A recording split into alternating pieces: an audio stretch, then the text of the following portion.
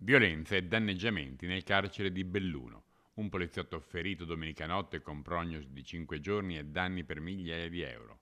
I sindacati di polizia penitenziaria denunciano ancora una volta locali inadeguati, mancanza di rispetto delle regole di sicurezza nei luoghi di lavoro e turni massacranti per gli agenti. Sono i sindacati della polizia penitenziaria, SINAP, OSAP, USP, CISL, FNS, CGL, FPPP a denunciare gli ennesimi allarmanti episodi capitati all'interno della sezione comuni dell'istituto penitenziario bellunese.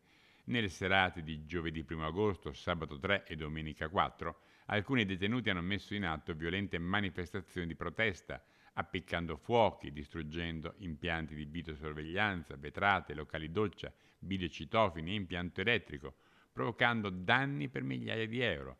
In tutte e tre le occasioni è stato chiesto il supporto dei poliziotti penitenziari liberi dal servizio o in ferie per sedare le proteste. Considerata altresì la carenza cronica di personale che costringe i poliziotti penitenziari a svolgere quotidianamente lavoro straordinario, il personale di polizia penitenziaria denuncia come negli ultimi giorni sia stato costretto ad un ulteriore tour de force massacrante per garantire l'ordine e la sicurezza all'interno dell'istituto bellunese.